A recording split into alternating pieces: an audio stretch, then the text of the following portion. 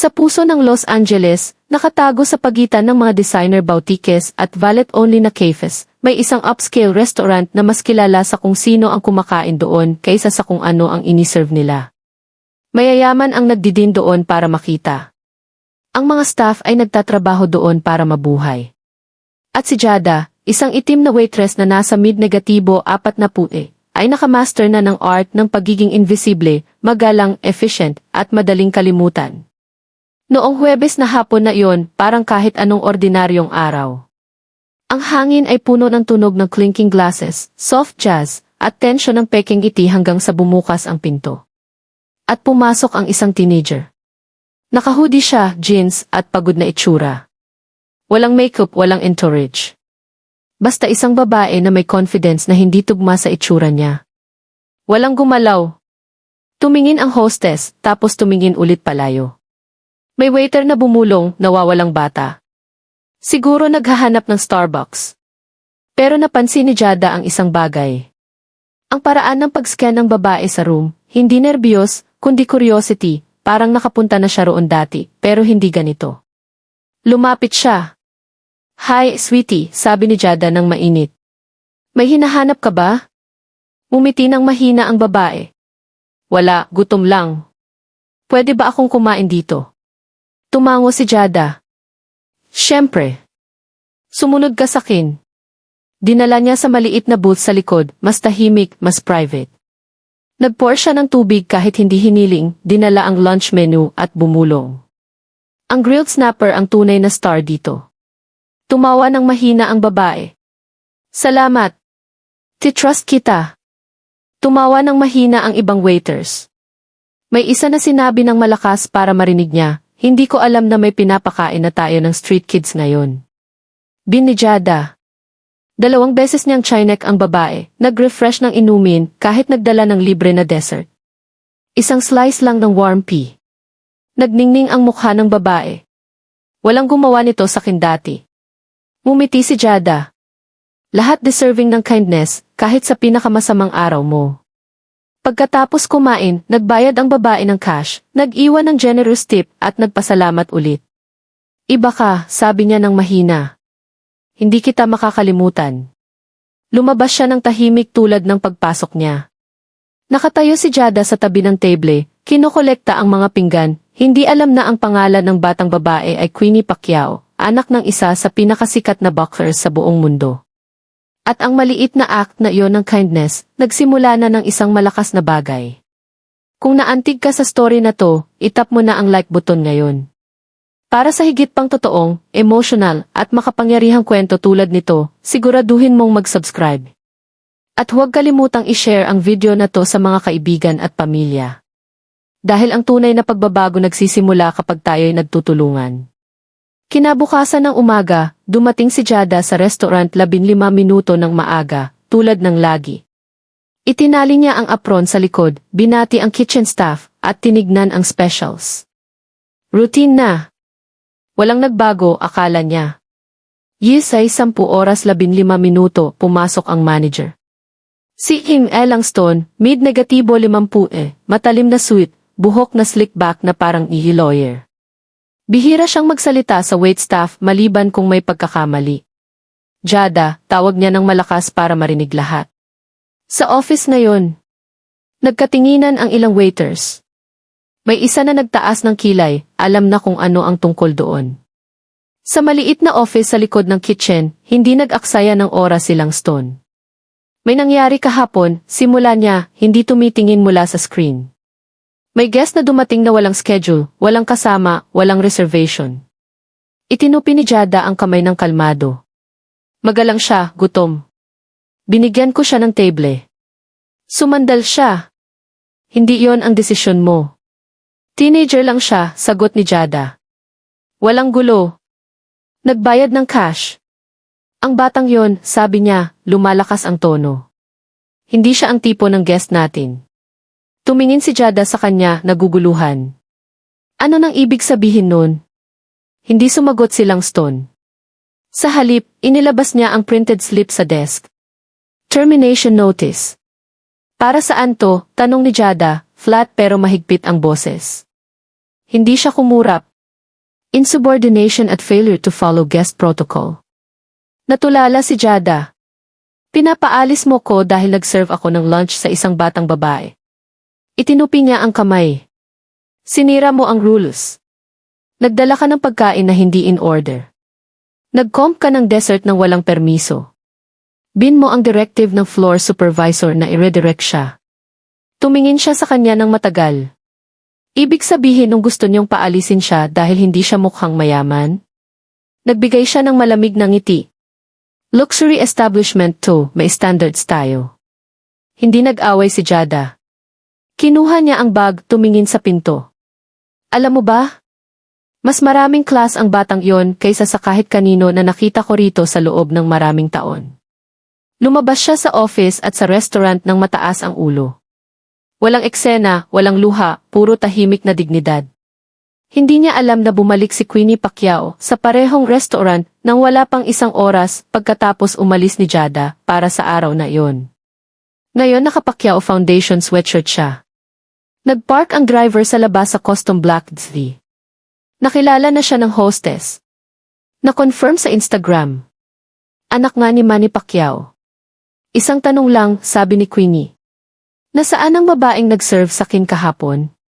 Wala na siya rito, sagot ng hostess ng natigilan. Bakit? Naningkit ang mata ni Queenie. Sa tingin ko, na-fire siya dahil sayo. Walang sinabi pa si Queenie. Lumiko siya, sumakay sa SUV at kinuha ang phone. Sa susunod na umaga, papasok ang pangalang Pacquiao sa mundo ng restaurant na iyon tulad ng tidal wave. Pero sa maliit niyang apartment, nakaupo si Jada sa gilid ng kama, tinitiklop ang parehong apron na suot niya sa loob ng 5 taon. Ang hugasan niya pagkatapos ng bawat shift, umaasa na tatagal pa siya. Hindi siya umiyak, pero bumulong siya, Diyos ko, sana tama ang ginawa ko. Halos 24 oras pa lang mula nang ma-fire si Jada, pero gumagalaw na ang consequences. Sa kabilang dako ng lungsod, sa private suite sa Peninsula Hotel, nakaupo si Queenie Pacquiao cross-legged sa couch, bukas ang laptop, seryoso ang mukha. Hindi siya umiiyak. Hindi galit. Pero determinado na determinado. Iniisip niya buong gabi ang babaeng nagpakita ng kindness ng walang iba. Babaeng hindi humingi ng kahit ano, nagbigay ng ngiti, pagkain at respeto ng hinusgahan ng iba. Sabi palagi ng tatay niya, hindi ang may power ang nagbabago ng mundo. Ang may courage. May power si Queenie at gagamitin niya iyon. Nag-draft siya ng post sa private account niya na may higit 7 million followers. Kahapon, pumasok ako sa fancy restaurant na nakaregular na damit. Walang makeup, walang security, gutom lang. Sinubukan akong i-ignore ng staff hanggang isang babae, si Jada, ang nagtrato sa akin na parang tao. Hindi niya alam ang pangalan ko. Hindi niya kailangan. Ngayon nalaman ko na na-fire siya dahil sa kindness niya sa akin. Ganito ang itsura ng discrimination at kaya kailangan nating magsalita. Nag-post siya. 0 minuto pagkatapos, tumawag ang tatay niya. Totoo ba to? Tanong ni Manny Pacquiao ng mababa ang boses. Bawat salita, sagot ni Queenie. May pause. Mabuti, sabi niya. Tama natin to. Ang sumunod ay hindi storm. Earthquake. Viral ang post sa loob ng oras. Kumalat ang screenshot sa social media. Pinulot ng influencers. Tumawag ang journalists. Nagtrending ang hashtags tulad ng #JusticeForJada at #KindnessIsNotACrime. Sa hapon na iyon, binaha ng galit na comments ang Yelp at Google reviews ng restaurant. Tinawag na shameful, classist, at disgusting ang pagka-fire. Nag-cancel ng reservations ang mga customer. Pinatay ang comment sa Instagram ng restaurant. Naglabas ang AC manager ng maikling statement tungkol sa pag-review ng internal procedures. Pero huli na. Nasira na. At ginawa pa ni Queenie ang hindi inaasahan ng kahit kanino. Hiniling niya sa tatay niya na tulungan siyang magsimula ng isang bagay. Sa parehong gabi, ipinanganak ang Pacquiao Foundation for Equity and Hospitality, Scholarship at Career Development Program para sa restaurant workers at service staff na biktima ng unfair treatment. Nakalista si Jada bilang unang honoree.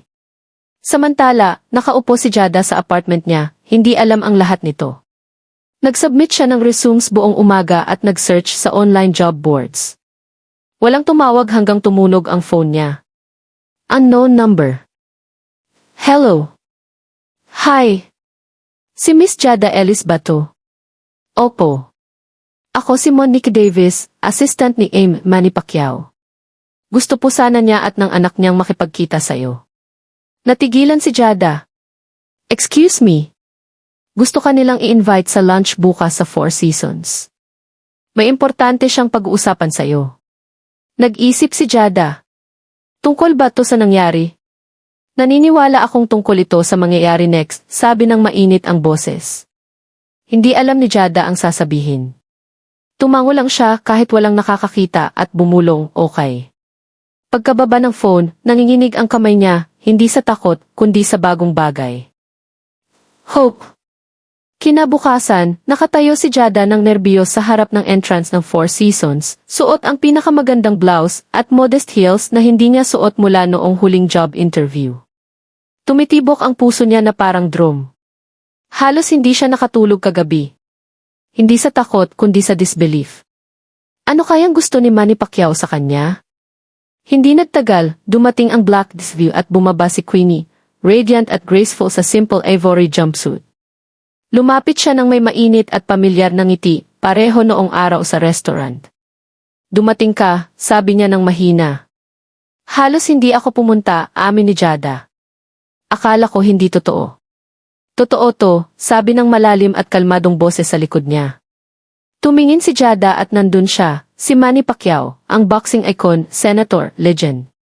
Pero ngayon hindi siya mukhang champion sa ring. Kalmado, grounded, at may quiet strength. Miss Ellis, sabi niya, nag-abot ng kamay. Salamat sa pagtrato sa anak ko na parang tao nang hindi ginawa ng iba. Kumurap si Jada, natulala. Hindi ko nga alam kung sino siya talaga. Ngumiti siya. Kaya nga importante yon. Pumasok sila sa private dining area, malayo sa paparazzi at ingay ng lungsod.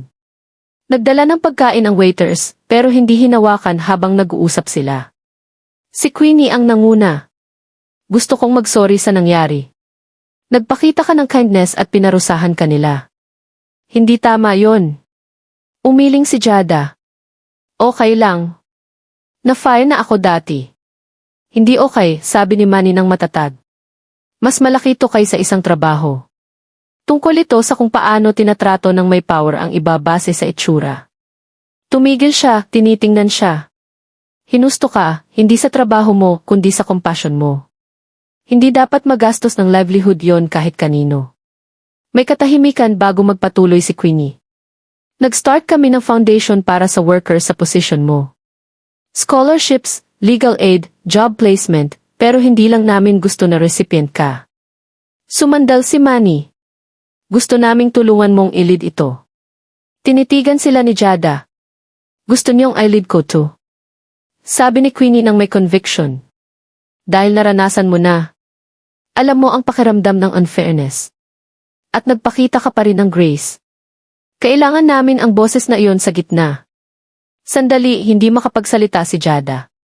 Buong buhay niya, pinapatunayan niya ang sarili sa managers, customers, landlords, kahit strangers. At ngayon, dalawa sa pinakamakapangyarihang tao na nakilala niya, tinitingnan siya na parang tapos na siya. Enough, puno ng luha ang mata niya, pero pinunasan niya agad. Hindi ko nga alam ang sasabihin ko. Sabihin mo, sabi ni Queenie ng mahina. Tumango si Jada. Ngumiti si Manny. Sige, simulan na natin. Pagkatapos noon, habang lumalabas si Jada sa hotel, nag-buzz ang phone niya. Email, official offer letter mula sa bagong Pacquiao Foundation for Equity and Hospitality.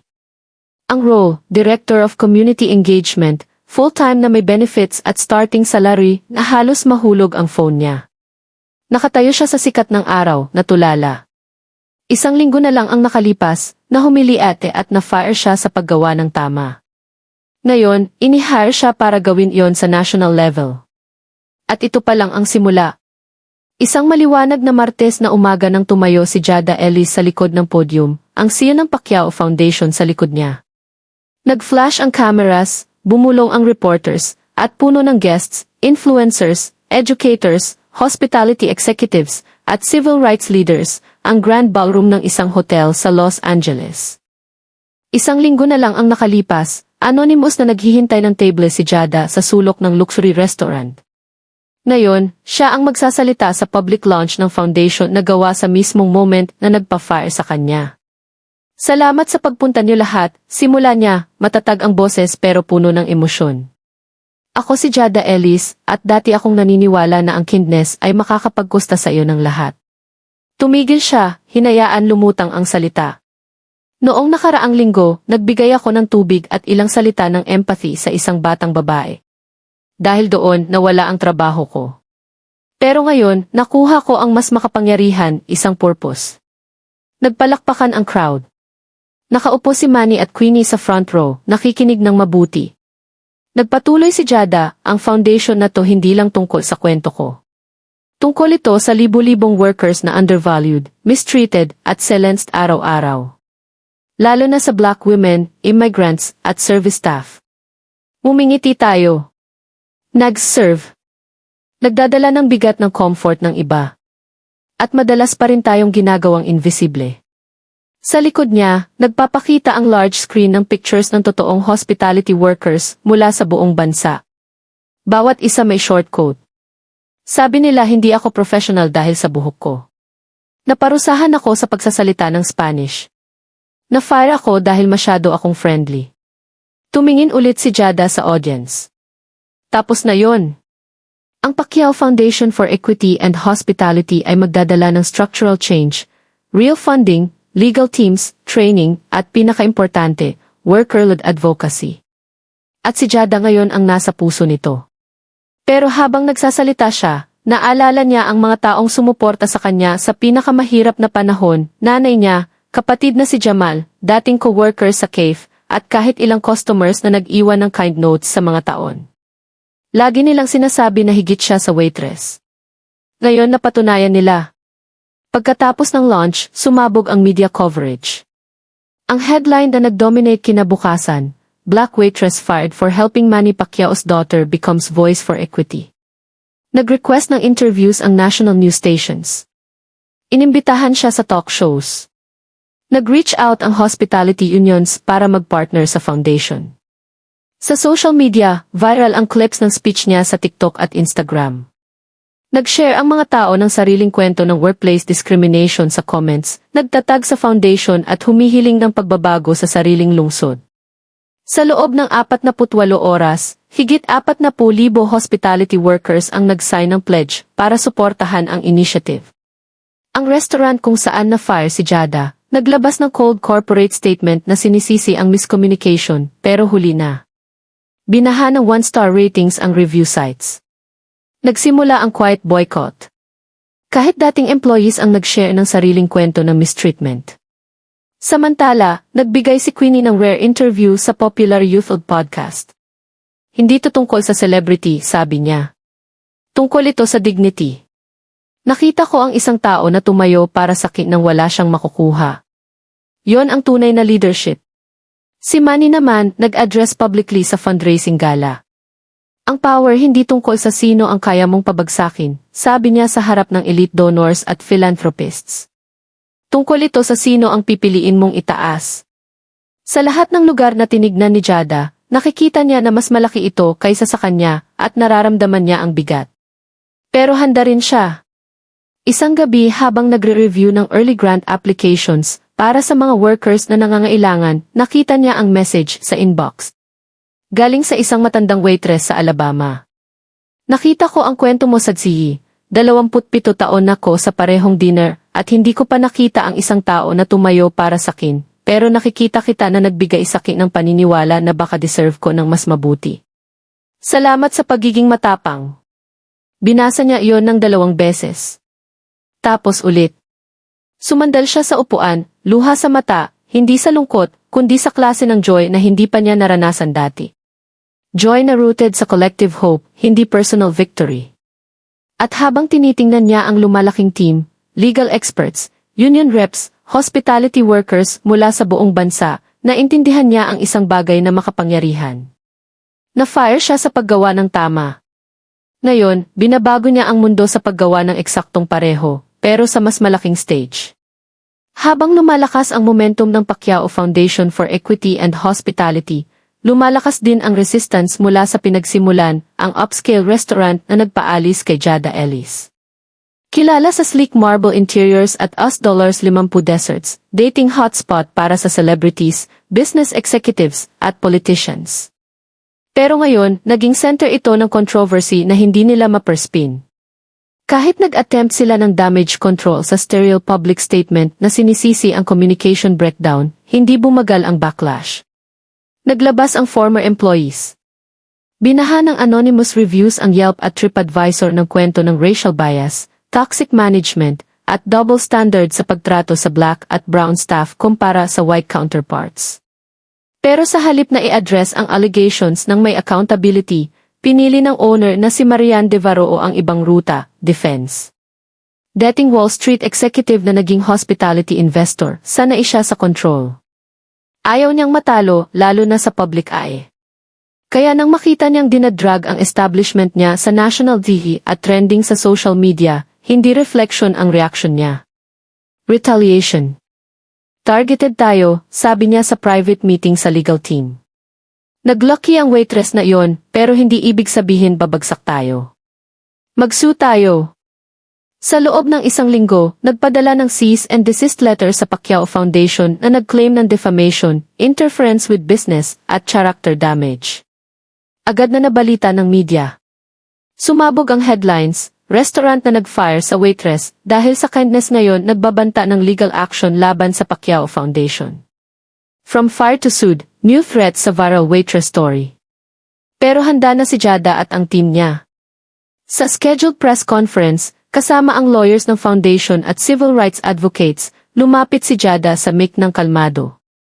Wala akong balak makipag-legal war of words sa establishment na nagpaalis sa akin dahil sa basic human decency, sabi niya. Pero hindi ako pipigilan.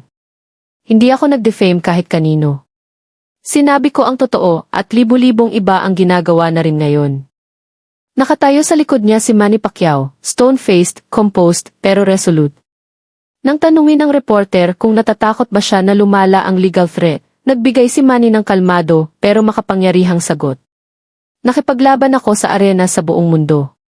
Hindi ako natatakot sa courtroom, lalo na kung para sa bagay na mahalaga. Ang threat ng restaurant, sa halip na matakot sa foundation, lalong nagbigay ng suporta. Nag-offer ang high-profile attorneys, kasama ang mula sa National Civil Rights Organizations, na mag-represent kay Jada kung magpapatuloy ang lawsuit. Nag-emerge ang viral campaign na #StandWithJada. Nag-feature ang local at national news ng panel discussions tungkol sa systemic racism sa high-end dining. Kahit late-night hosts nag-joke tungkol sa legal move ng restaurant, tinawag na worst ZS strategy mula nang maglagay ng gasolina sa grease fire. Pero para kay Marian De Varoo, lumalala ang sitwasyon sa loob ng restaurant. Bumagsak ang reservations ng halos 40%. Nag-resign ang dalawang top chefs, citing irreconcilable values. Nag-pull out ang vendors ng partnerships. Dating puno ang dining room, ngayon kalahati lang. At ang natirang staff, nagtatrabaho sa tensyon na parang pwede mo nang hiwain ang stick knife. Isang gabi, bumalik mismo si Queenie, hindi para kumain, kundi para makipag-usap ng tahimik sa staff na nandun pa rin. Nagpasalamat siya sa service nila, nag-offer ng personal support, at nangako na tutulungan ng foundation ang sinumang naghahanap ng legal assistance o bagong oportunidad. Nagpadala ng shockwaves ang visit na iyon sa hospitality industry. Hindi siya roon para mag-cause ng scene. Para mag-cause ng change. Samantala, completely transformed na ang buhay ni Jada. Inimbitahan siyang mag-speak sa universities, co-author ng upcoming book tungkol sa racial bias sa service work, at nagsimula na ring mag-record ng podcast kasama ang hospitality workers mula sa buong mundo na nagsha-share ng kwento. Pero kahit sa gitna ng whirlwind ng interviews at travel, nanatiling grounded ang mission niya. Hindi ito tungkol sa revenge, sabi niya sa isang interviewer.